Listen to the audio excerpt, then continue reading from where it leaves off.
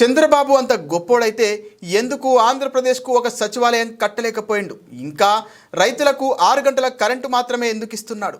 గుజరాత్లో కూడా రైతులకు 6 గంటల కరెంటు మాత్రమే ఇస్తున్న మోడీకి రాహుల్ గాంధీ అనే పెద్ద కార్యకర్త దొరికిండు కాబట్టి ఇంకా అధికారంలో ఉన్నాడు. మాజీ మంత్రి ఎమ్మెల్యే జగదీష్ రెడ్డి ఈ మధ్యన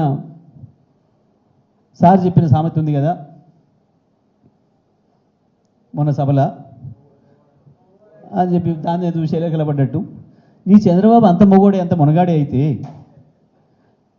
ఎందుకు అమరావతిలో ఒక్క సెక్రటేరియట్ కట్టుకోలేకపోయాడు? 5 సంవత్సరాలు క్లియర్గా పరిపాలన చేసిండు కదా. మోడీ ఆయన చేతిలో ఉన్నాడు కదా. అవాళ మోడీనే స్వయంగా వచ్చి శంకుస్థాపన చేసిండు కదా.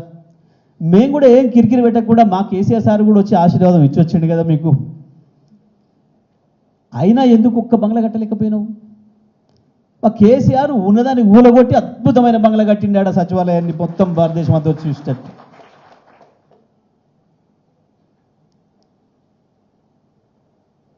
ఏది మీ మునగంతనం? మహామేధావులు ఇంత పొడుగు సర్టిఫికేట్ రాసుకుంటారు, వాళ్ళకి వాళ్ళే సంతకాలు పెట్టుకుంటారు, ఇట్లా బేషన్ భుజాలు కొట్టుకుంటారు వాళ్ళకి వాళ్ళే. ఏమైంది తెలివి? ఎందుకు ఇవ్వాలని కూడా ఇంకా 6-7 గంటల కరెంట్ ఉంది ఆంధ్రప్రదేశ్లో. ఇవాళకి కూడా 6-7 గంటల కరెంటు రైతాంగానికి. ఎందుకు కేసీఆర్ ఇవ్వగలిగిండు 3 ఏళ్లలో 24 గంటల కరెంట్? ఒక ఆంధ్రప్రదేశ్లే కాదు, గుజరాత్లో కూడా 6 గంటల కరెంట్ ఇప్పటికి కూడా రైతాంగానికి. 6 అంటే 6 గంటలు, 6 నిమిషాలు కూడా ఎక్కువయ్యారు, 6 సెకండ్లు కూడా ఎక్కువయ్యారు. ఆ రాహుల్ గాంధీ అంటూ పెద్ద కార్యకర్త దొరికిండు మోడీకి కాబట్టి నడుస్తుంది కానీ వాళ్ళ రాజ్యం. కేసీఆర్ కనుక నోరిప్పడం మొదలు పెడితే